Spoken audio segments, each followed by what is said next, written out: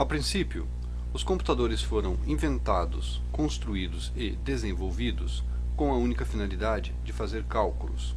Hoje, não é apenas essa a sua finalidade, mas as máquinas de calcular efetivamente evoluíram após a Revolução Industrial. Conta a história que tudo começou com um francês chamado Babbage, que em 1832 construiu uma máquina que, a princípio, realizava as operações de adição e subtração. 2 anos mais tarde, essa máquina evoluiu e já conseguia realizar as operações de multiplicação e divisão. 50 anos mais tarde, por volta de 1880, Olerite criou uma máquina que tabulava dados com base em cartões perfurados. Essa máquina foi construída com a finalidade de agilizar a apuração das eleições americanas. E foi criada então a Tabulation Machine Company, que mais tarde viria a ser a International Machine Company, ou seja, a IBM. No início do século passado, as máquinas de calcular passavam de mecânicas para eletromecânicas. E em 1939, em uma parceria da Marinha Americana com a Universidade de Harvard, foi construído o Mark I, uma máquina de calcular que tinha como finalidade fazer cálculos das tabelas de navegação. Ela pesava cerca de 5 toneladas, era extremamente barulhenta e levava cerca de 5 segundos para fazer um cálculo. Já em 1946, o exército americano, em conjunto com alguns cientistas, criou o ENIAC. Este é considerado como sendo efetivamente o primeiro computador. Ele foi criado com a finalidade de fazer cálculos balísticos e funcionava totalmente à base de válvulas. Pelos próximos 30 anos, os computadores evoluíram, mas eram ainda grandes equipamentos que serviam basicamente às grandes corporações. A tecnologia também evoluiu, saindo das válvulas e passando para os circuitos integrados, até que, em 1976, Steve Jobs criou na garagem de sua casa o Apple. Este foi considerado como sendo o primeiro microcomputador ou o primeiro computador pessoal. O Apple II foi um grande sucesso de vendas, chegando inclusive a incomodar a IBM, que até então trabalhava somente com os grandes computadores. E a tecnologia da Apple resiste até hoje produzindo os equipamentos Macintosh. A Apple evoluía e a IBM perdia mercado, negligenciando os microcomputadores.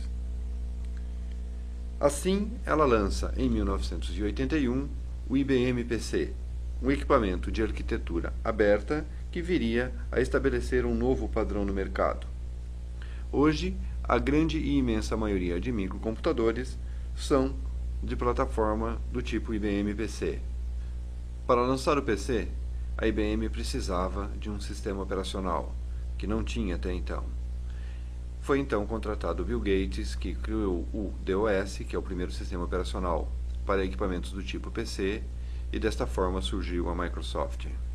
A título de curiosidade, já em 1982, um ano após o lançamento do IBM PC, surgia o primeiro microcomputador portátil, e eles não pararam mais de evoluir até os modernos equipamentos que encontramos nos dias de hoje. É um desses equipamentos que estudaremos a sua montagem.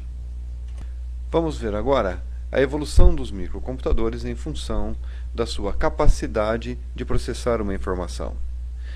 Essa capacidade é medida em termos da sua velocidade de clock, e o primeiro IBM PC tinha 4,77 MHz de frequência de clock. O PC rapidamente evoluiu para o XT de 8 MHz e para o AT286 de 16 MHz.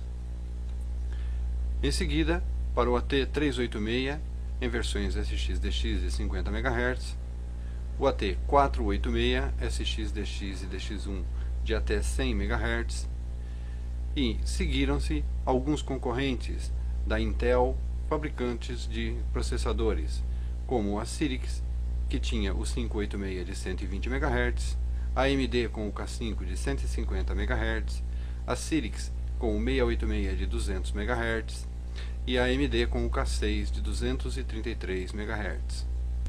Para combater a concorrência, principalmente da AMD, a Intel lançou a série Pentium, começando pelo Pentium de 75 MHz, que ia até 233, o Pentium 2 até 450, o Pentium 3 até 933 e hoje os Pentium 4 chegam a 3,4 GHz de velocidade de clock. Os processadores da AMD também evoluíram e hoje temos comercializando no mercado processadores Duron e Athlon de até 2 GHz. Os microcomputadores são formados basicamente por hardware, software e firmware. O hardware é a parte física dos computadores, ou seja, tudo aquilo que cai no chão e quebra. O software é a parte lógica do sistema, ou seja, são os programas e os aplicativos. O firmware é o meio termo, ou um conjunto de software que é gravado dentro de um hardware e eles são quase que inseparáveis. Microcomputadores são compostos de hardware, software e firmware. Vamos ver o que significa cada um desses componentes. O hardware é a parte física do sistema, ou seja, para os mais leigos, diríamos que hardware é tudo aquilo que cai no chão e quebra. O software é a parte lógica do sistema, são os chamados programas e aplicativos. O firmware é um meio termo, ou seja, é um conjunto de porções de softwares que são gravados dentro de um hardware, sendo que eles são quase que inseparáveis. O firmware pode ser do tipo ROM, ou seja, uma memória de somente leitura, também conhecida como memória não volátil.